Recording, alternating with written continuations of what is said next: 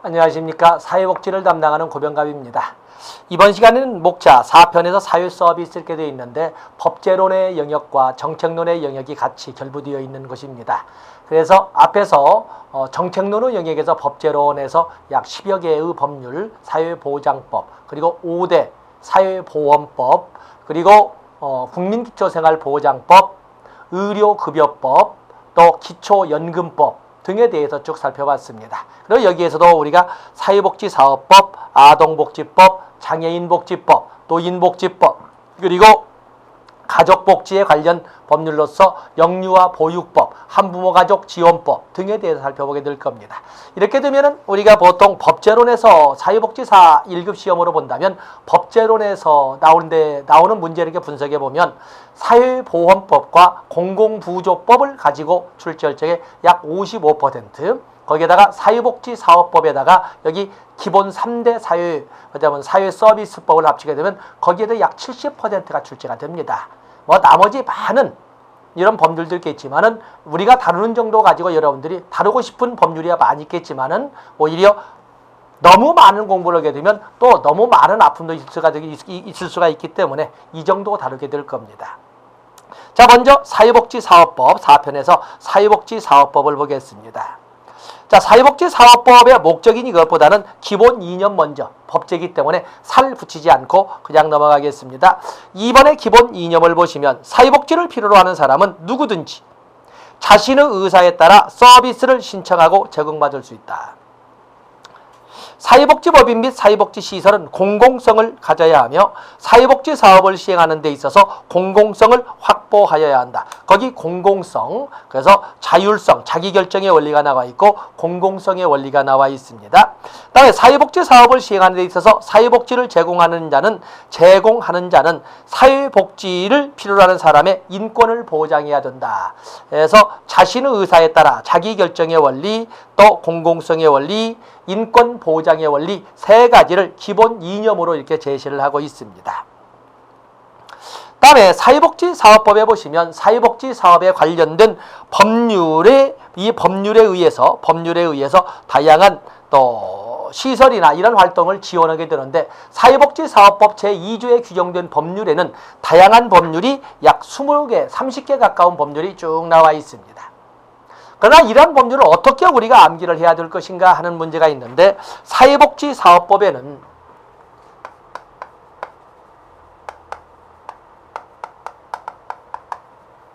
사회복지사업법 1970년에 제정되었던 법이 되겠는데 이 사회복지사업법의 관련 규정에는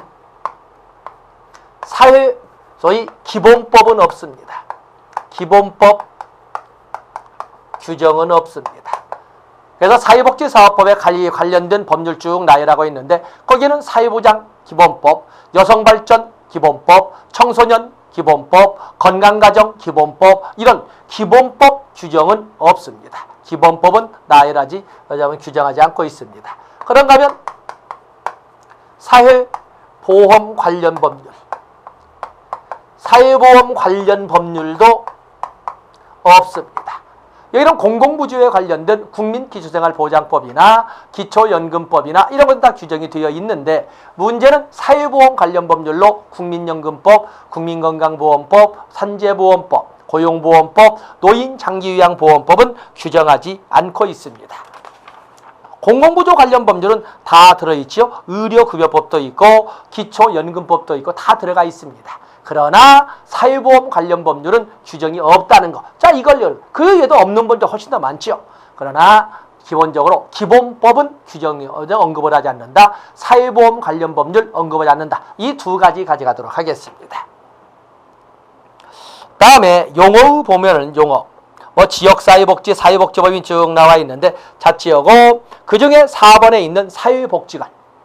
사회복지관은 우리가 앞서서도 지역사회복지론에도 다뤄본 적이 있습니다만 지역사회 내 인력과 시설을 갖추고 지역사회 내 인적, 물적 자원을 동원하여 지역사회 내 문제를 중심으로 보통 지역사회 내 3번 문제 말했죠. 지역사회 내 인력과 시설을 갖추고 지역사회 내 인적, 물적 자원을 동원하여 지역사회 내 문제를 중심으로 종합적 서비스를 제공하는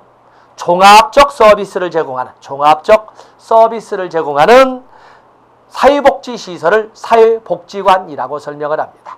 그래서 사회복지관은 우리가 지역사회복지에 더 잘 나오겠습니다만 사회복지관 사업으로서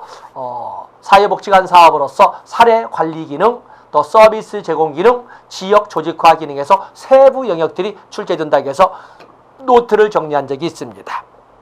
또 사회복지관 운영의 8대 원칙에서 지역성의 원칙, 또 그런가 하면 전문성의 원칙, 투명성의 원칙, 자원 활용의 원칙, 또 그러면 통합성의 원칙, 이런 등등의 다양한 원칙을 우리가 또 살펴본 적도 있습니다. 그래서 사회복지관 개념을 여기에서 지역사회를 기반으로 시설과 인력을 갖추고 주민의 자원과 참여와 협력을 바탕으로 지역사회 문제를 예방 해결하기 위하여 종합적 복지 서비스를 제공하는 시설, 이렇게 되어 있죠. 다음에 사회복지 서비스, 사회보장기본법에는 사회복지 서비스란 말이 이제 없어졌습니다만 사회복지 서비스란 국가, 지단 및 민간 부분의 도움을 필요로 하는 모든 국민에게 다양한 서비스를 제공하여 정상적인 사회생활이 가능하도록 지원하는 제도, 제도를 도움이 필요한 모든 국민이 정상적인 사회생활이 가능하도록 지원하는 제도를 사회복지 서비스라고 한다고 되어 있습니다. 그 정도 보시면 되겠습니다. 다음에 사회복지사업법에서 중요한 것은 페이지 494페이지로 넘어가 보시면 거기 사회복지위원회 등이 있죠. 지역사회복지계획, 뒤에서 이제 별도로 다루겠습니다만 지역사회복지계획은 모든 지방자치단체의 법적 의무입니다. 그래서 2003년도에 사회복지사업법의 개정을 통해서 모든 지방자치단체는 지역사회복지계획을 수립하도록 의무사항으로 규정을 했고, 그리고 그래서 2005년부터 실행되어서 2007년도부터 4년마다 설치하도록 되어 있냐면 수립하도록 되어 있는데, 그래서 2007년부터 2010년까지 제1기 지역사회복지계획이 수립되어서 시행된 겁니다. 그런데 이런 지역사회복지계획을 수립하기 위해서는 반드시 심의 절차를 거쳐야 되는데, 바로 이 심의기구를 시도 단위는 사회복지위원회라고 하고 시군구 단위는 지역사회복지협의체라고 하고 있는 것입니다. 자, 그건 뒤에 이제 자대보기라고, 여기는 조문만 보겠습니다. 사회복지위원회, 사회복지사업에 관한 중요사항과 지역사회복지계획을 심의 건의하기 위하여 시도에 사회복지위원회를 둔다. 그래서 심의 또는 건의기구로서 관할 지역의 사회복지사업에 관한 중요사항과 지역사회복지계획의 심의 건의를 위한 시도 단위의 기구를 사회복지위원회라고 합니다. 그 위원은 시도지사가 임명위촉하되 임기는 2년으로 하고 위원장 한 명을 포함한 15명에서 30명 이하의 위원으로 되어 있습니다. 위원장은 위원 중에서 호선한다고 되어 있습니다. 그에 비해서 2번에 보시면 관할 지역의 사회복지 사업에 관한 중요사항과 지역사회복지계획을 심의 건의하고, 또 그러면 사회복지, 보건의료 관련 기관단체가 제공하는 사회복지 서비스와 보건의료 서비스의 연계 제공을 강화하기 위하여 시군구에 두는 단체를 지역사회복지협의체라고 합니다. 역시 지역사회복지협의체위원 마찬가지로 특별자치도지사나 시장, 군수구청장이 임명하거나 위촉하는데, 위원장을 포함해서 아까 사회복지위원회는 위원장 한 사람을 포함해서 15명 이상 30명 이하의 위원인데, 여기는 위원장을 포함해서 10명 이상 30명 이하의 위원으로 하고, 위원장은 똑같이 사회복지위원회나 지역사회복지협의체, 번호 나와 있죠. 4번에 역시 여기는 위원들 중에 호선하도록 되어 있습니다. 그래서 사회복지위원회는 시도 단위고 지역사회복지협의체는 시군구 단위라는 것을 분명히 하고 있습니다.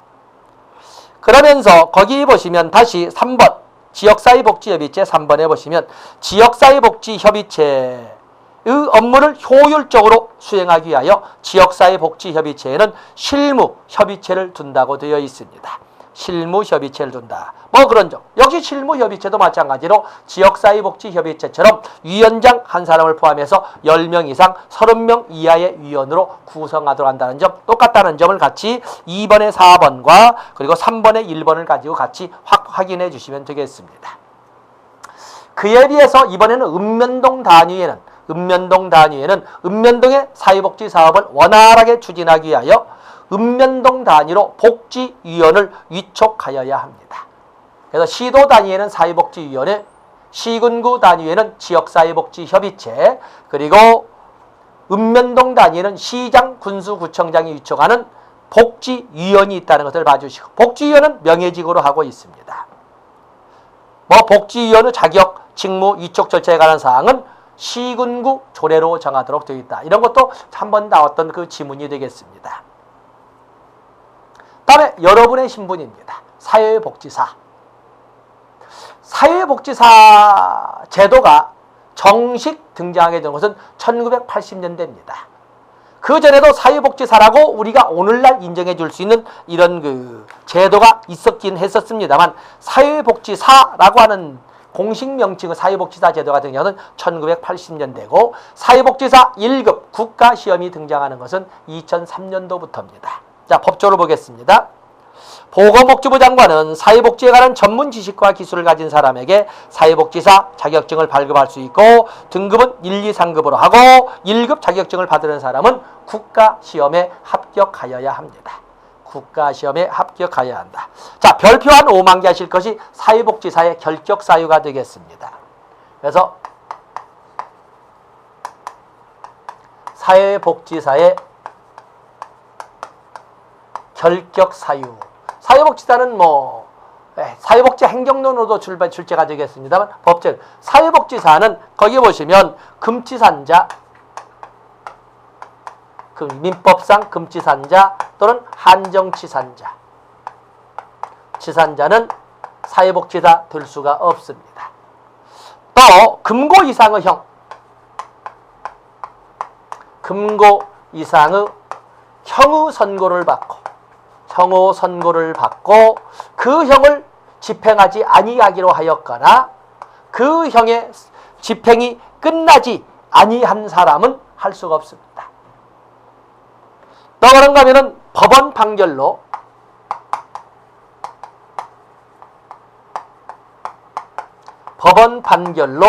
그 자격이 상실되거나 자격상실이나 자격이 상실 또는 정지된 자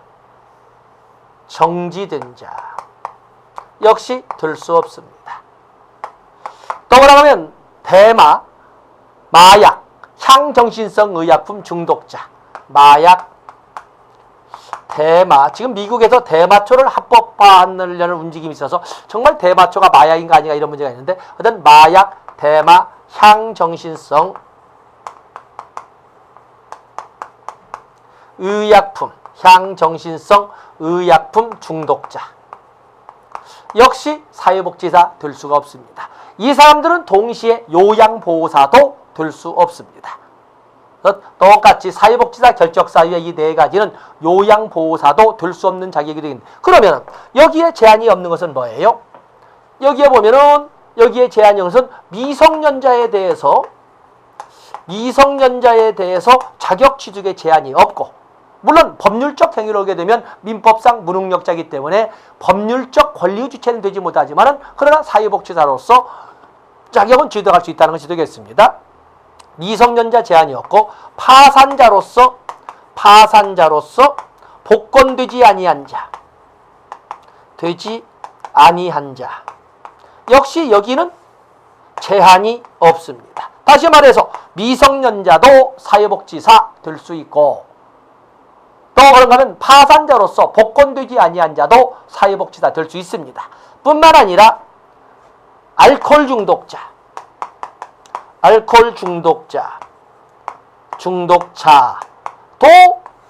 제한이 없습니다.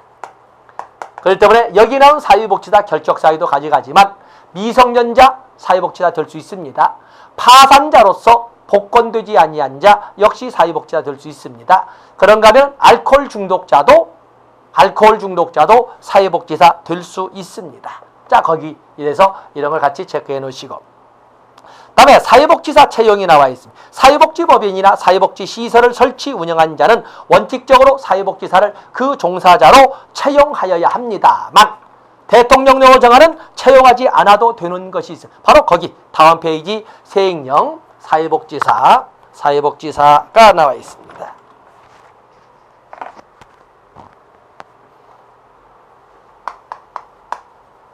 사회복지사 채용 예외. 모든 사회복지, 원칙적으로는 모든 사회복지 법인이나 사회복지 시설은 사회복지사를 종사자로 채용하여야 합니다만, 그러나 채용 예외, 대통령령에 의해서 사회복지사업법 시행령 규정에 의해서 거기 보면은 노인 여가복지시설,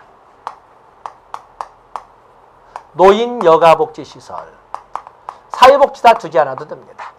하지만 노인 여가복지시설에는 노인교실, 경로당, 그러나 노인복지관은 배치하여야 합니다. 왜냐하면 노인 여가복지시설에는 세 가지가 있지 않습니까? 노인교실, 경로당, 노인복지. 그러나 노인교실이나 경로당은 사회복지사가 없어도 되지만, 그러나 노인복지관은, 그래서 여기가 중요합니다. 노인 여가복지도 원칙이 아닙니다. 다음에 점자도서관, 장애인복지법에 의한 점자도서관 등, 점자도서관이나 또는 음성도서 출판시설, 점자도서관이나 음성도서 출판시설. 또 그런가 하면 거기 보면 어린이집도 역시 영유아 보육법에 의한 어린이집도 역시 사회복지사를 두지 않고 사회복지사에 준하는 보육교사의 영역으로 설정을 하고 있습니다. 또 그러면 성매매 피해자 지원시설 및 성매매 피해자 지원시설 및 피해자 지원시설 및 성매매 피해자 상담소. 여기도 상담 전문 인력이 있지 사회복지사를 요하지는 않습니다. 성매매 피해자 지원시설 및 성매매 피해자 평매매 피해 상담소. 또는 성폭력 피해 상담소. 성폭력 피해 상담소, 성매매 피해 상담소나 성폭력 피해 상담소는 상담사라고 하는 전문자를 필요로 하지 사회복지사를 요하지 않습니다. 그러면 정신보건법에 의한 정신질환자 사회복지시설, 정신질환자 사회복지시설 및 정신보건시설. 정신보건시설에는 또 정신보건 사회복지사가 따로 있기 때문에 여기 사회복지사를 따로 채용하지 않습니다. 그렇기 때문에 특히 여기 노인여가복지시설, 그러나 노인복지관에 배치해야 된다. 그리고 어린이집, 이런 데는 사회복지사를 채용하지 않아도 되게끔 대통령령으로 규정하고 있습니다. 그래서 거기 중요 표시하시고 가셔야 됩니다. 다음에 496페이지 거기 보시면 보건복지부 장관은 사회복지사 자질 향상을 위하여 필요하다고 인정하면 사회복지사에게 교육을 받을 수 명할 수 있고, 시설종사 사회복지사는 인권에 관한 내용이 포함된 보수교육을 반드시 받아야 합니다. 그래서 시행규칙에 보면은 적어도 연간 8시간 이상의 보수교육, 그것도 출제가 되지요. 반드시 법인이나 시설에 종사하는 사회복지사는 반드시 인권에 관한 보수교육을 받아야 되는데, 보건복지부령에 의해서 연간 8시간 이상의 보수교육을 받아야 합니다. 8시간입니다. 다음에 이번에는 사회복지 전담공무원입니다. 사회복지 전담공무원의 기호는 보통 서양사로 본다면 영국의 1782년에 나왔던 길버트법의 유급 감시원을 사회복지 전담공무원의 기원으로 설명을 하는데, 우리나라에서는 1987년에 사회복지 전문요원이라는 이름으로 배치되었던 별정직 공무원을 그 출발점으로 합니다. 근데 그 당시에는 법적 규정도 없이 배치가 됐습니다만, 법적 규정은 1992년에 가서야 법적 근거가 맞아면 수록이 된 것이고, 그것이 2000년부터는 사회복지 전담공무원이라는 이름으로 바뀌면서 일반직 공무원으로 바뀌게 된 겁니다. 때문에 지금 사회복지 전담공무원의 지위는 일반직 공무원으로서 지위를 가지고 있으면서 시도, 시군구, 읍면동 및 사회복지 사회복지 전담기구에 사회복지 전담 공무원을 두고 있습니다. 그래서 거기 사회복지 전담 공무원 1번 보시되 연역 오른쪽 페이지에 박스를 넣어놨습니다. 다음에 사회복지의 날은 9월 7일을 사회복지의 날로 합니다. 9월 7일을 사회복지의 날로 한다. 다음에 거기 지역사회복지계획의 수립이 나와 있는데 지역사회복지계획의 수립. 지역사회복지계획의 수립은 지역사회복지론에서도 출제가 되고 법제론에서도 출제가 될 거예요. 그래서 지역사회복지계획의 수립은 반드시 가져가야 됩니다. 양면성으로 같은 해에 2번 나오기도 합니다. 그래서 지역사회복지계획. 반드시 지역사회복지계획.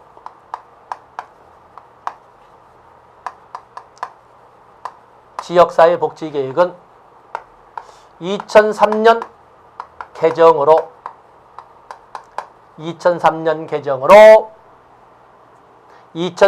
개정으로 지단의 의무로 이렇게 규정이 된 겁니다. 4년마다 수립하도록 되어 있고 2007년부터 2010년까지 1기로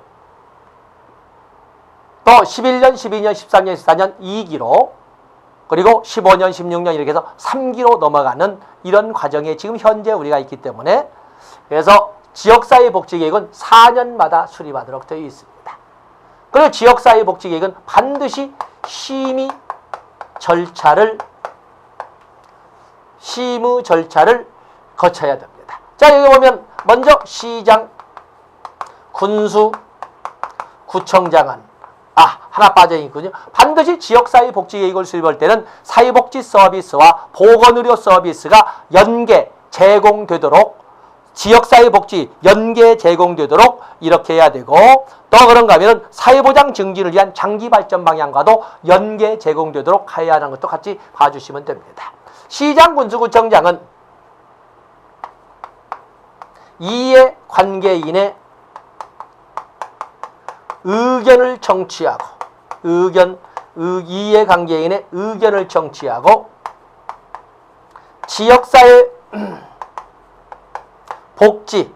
지역사회복지 협의체의 심의를 거쳐 시, 군구 지역사회복지계획을 수립하고 시군구 지역사회복지계획을 수립하고 시도지사에게 제출하면 됩니다. 그러면 이번에는 시도지사는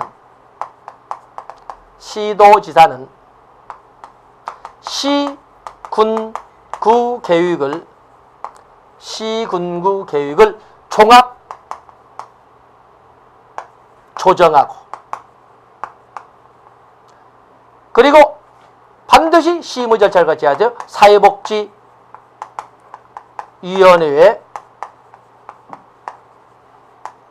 심의를 거쳐 사회복지위원회에 심의를 거쳐 시도 계획을 수립하여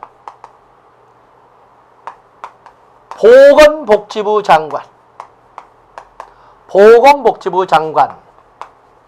장관에게 제출하면 됩니다. 자, 이게 바로 지역사회복지계획의 수립 절차이고 동시에 심의 필수 절차를 거치게 될 때 시군구에는 지역사회복지협의체 그리고 시도 단위에는 사회복지위원회를 두고 있음을 다시 한번 확인을 했습니다. 그러면서 반드시 이 계획을 수립할 때는 거기 497페이지 7번에 1번에 1번 이 경우 지역복지 셋째 줄입니다. 지역보건의료계획 및 사회보장 증진에 관한 장기 발전 방향과 연계되도록 해야 된다. 또 시도지사도 역시 마찬가지로 셋째 줄 2번 지역보건의료계획 및 사회보장 증진을 위한 장기 발전 방향과 연계되도록 해야 된다. 그래서 사실은 여기에다 적어놨던데 빼놨군요. 여러분들이 읽어보시면 되겠습니다. 그리고 잘 나오는 문제가 페이지 넘어가 보시면 2번에 있는 지역복지계획의 내용이 아주 중요 표시. 그냥 어떤 여기 나와 있는 지역사회복지계획의 수립 시행은 다 출제 문제, 평가까지가 다 출제 문제입니다. 거기에 보시면은 수요에 관한, 복지 수요 측정 및 전망에 관한, 그다음에 장단기 공급 대책에 관한, 그리고 자원의 조달 관리에 관한, 사회복지 전달 체계에 관한, 사회복지 서비스와 보건의료 서비스 연계 제공에 관한, 통계의 수집, 통계의 수집 및 정리에 관한, 시설 종사자 처우 개선에 관한 이런 사항을 하면서 대통령령이 정하는 사항, 이렇게 해서 거기 지역복지계획의 내용 무조건 나온다라고 여러분들이 가지고 가셔야 됩니다. 무조건 나온다고 가져가십니다.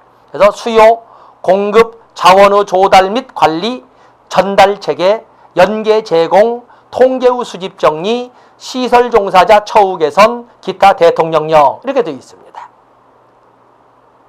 다음에 4번에 보시면 지역복지계획의 시행결과 평가, 보건복지부 장관이나 시도지사는 시도 및 시군구 지역사회복지계획의 시행 결과를 평가할 수 있습니다. 하여야 한다 아닙니다. 평가할 수 있습니다. 때문에 직급상 상급자라고 해서 의견 기계적으로 하명하는 것이 아니라 대등한 지방자치단체장으로 주민들에 의해서 선출되기 때문에 지시하명하지 못합니다. 그래서 재량행위로 거기에 보면 시행 결과를 평가할 수 있다 이렇게 재량행위로 했지만 합니다. 다음에 사회복지법인, 사회복지법인을 설립하고자 하는 자는 시도지사의 허가를 받아야 합니다. 만약에 변경을 하자면 정관을 변경하고자 할 때는 시도지사의 인가를 받아야 합니다. 그래서 바로 거기 허가와 인가. 그래서 사회복지법인을 설치하고자 하는 자는 시도지사의 허가를 받아야 하고, 만약에 정관 변경이 필요하다면 시도지사의 인가를 받으면 됩니다. 다음에 중요하게 나오는 것이 바로 499페이지 2번입니다. 2번. 사회복지법인은 대표이사를 포함한 7명 이상의 이사와 그리고 2명 이상의 감사를 두어야 합니다. 이사 7명 이상의 이사의 3분의 1 이상은 사회복지위원회와 지역사회복지협의체에서 2배수로 추천한 사람 중에서 선임하여야 합니다. 그리고 이사회를 구성할 때 특별한 관계에 있는 사람, 배우자라든지 어떤 영향력을 음양으로 행사할 수 있는 특별한 관계에 있는 사람이 결코 현원의 5분의 1 이상을 초과해서는 안 됩니다. 특별한 관계가 있는 사람은 5분의 1 이상을 초과해서는 안 됩니다. 이사의 임기는 3년, 감사의 임기는 2년으로 하고, 그리고 외국인 이사는 이사 현원의 2분의 1 미만이어야 합니다. 그렇기 때문에 현원 이사를 임명할 적에 이사 정수의 3분의 1 이상은 사회복지위원회와 지역사회복지협의체에서 복수 추천한 사람들 중에서 임명을 해야 되고, 그러나 제한이 있습니다. 특별한 관계에 있는 사람은 5분의 1을 초과해서는 안 되고, 외국인 이사는 현원의 2분의 1 미만이어야 한다. 그리고 쭉 내려오면 4번에 사회복지법인은 반드시 운영에 필요한 재산을 소유하여야 하는데, 그 재산은 기본재산과 보통재산으로 이렇게 나눠볼 수 있고, 기본재산은 그 목록과 가액을 반드시 정관에 기재하도록 되어 있습니다. 그래서 4번도 같이 보십시오. 다음에 6번의 사회복지협의회, 곧잘 나오죠. 사회복지협의회는 민간연합체의 개념을 가지고 있습니다.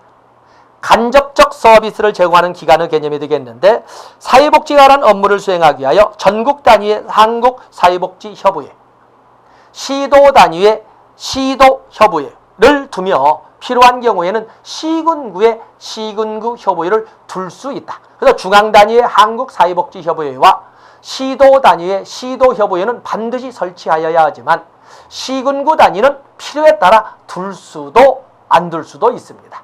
그래서 거기 기속행위냐 재량행위냐 같이 봐주시고. 사회복지협의회.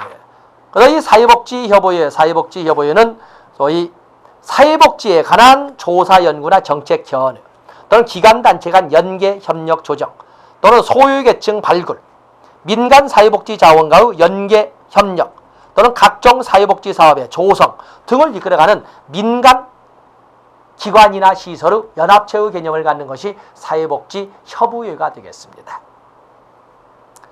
다음에 페이지를 넘어가 보시면 사회복지 서비스가 나와 있습니다. 사회복지 서비스.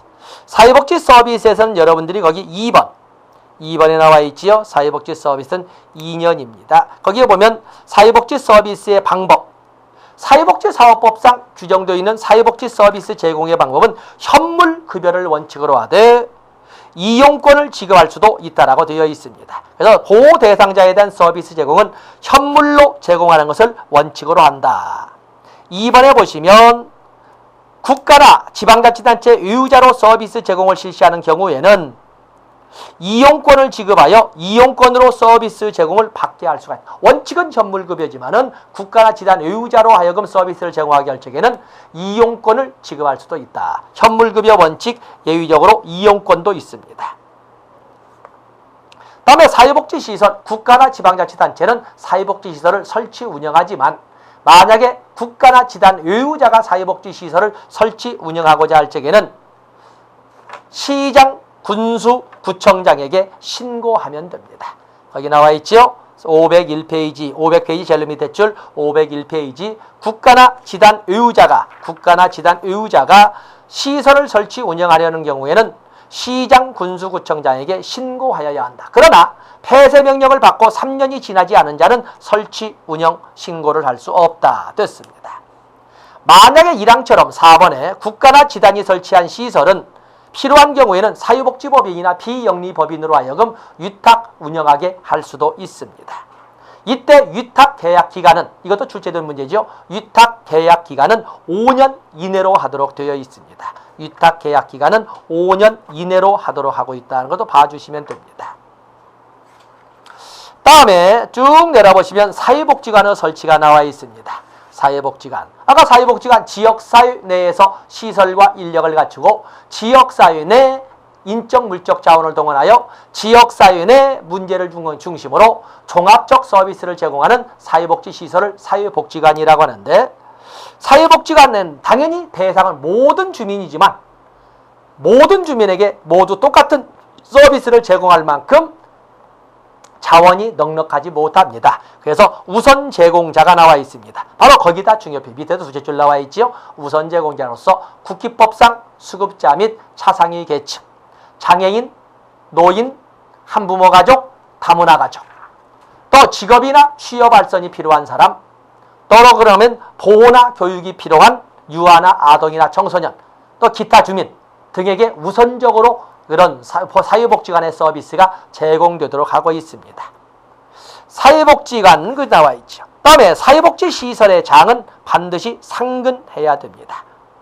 여러분들이 사회복지 전담 공무원을 응시해서 공무원이 된다면, 공무원에서 정년이 되게 되면 시설을 운영하게 될 겁니다. 분명히 운영하게 됩니다. 그런데 전관 예우와 같은 문제가 발생할 수가 있으니까 그래서 제안을 했습니다. 디귿번에 보시면 사회복지 분야의 6급 이상 공무원으로 재직하다 퇴직한 지 2년이 경과되지 않은 사람은 퇴직 전 3년 동안 소속했던 기초자치단체가 관할하는 시설의 장이 될 수는 없다 해서 전관예우로 인한 다른 시설이 불이익을 받는 일을 막고자 하는 규정도 있다는 것을 알아주시면 됩니다. 또 사회복지 시설의 수용 인원의 한계는 300명을 초과할 수 없어요. 300명까지.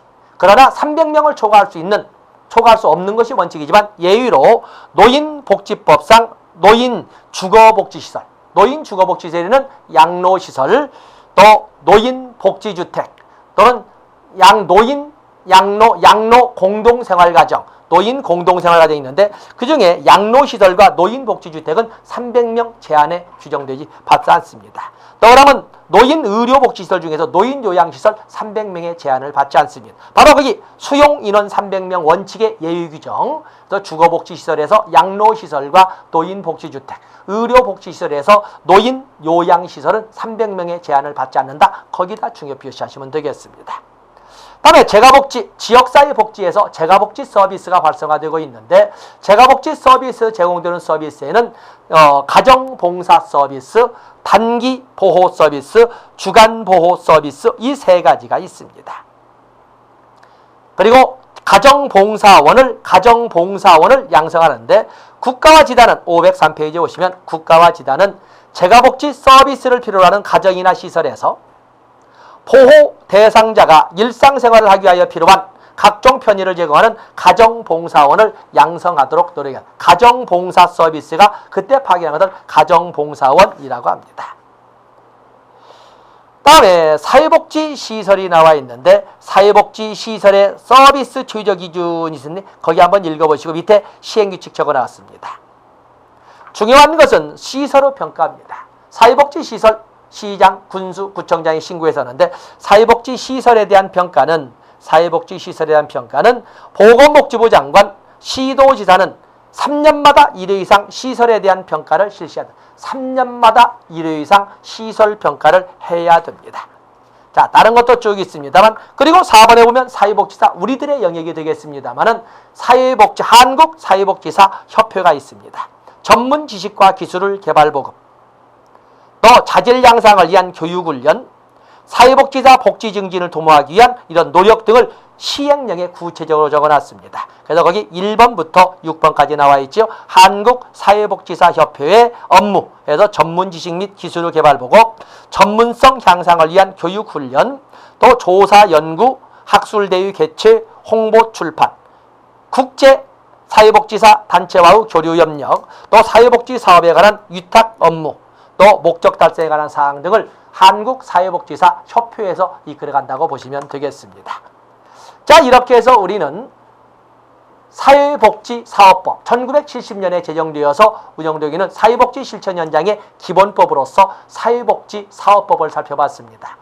이 사회복지사업법은 지역사회복지론, 사회복지 정책론, 또 그런 행정론, 그리고 법제론에도 모두 출제되기 때문에 최소한 매년 2개 이상이 그냥 기본적으로 출제되는 법이라고 생각하시면 되겠습니다. 자, 이 시간 여기까지 하고 다음 시간에 아동복지로 넘어가도록 하겠습니다. 고맙습니다.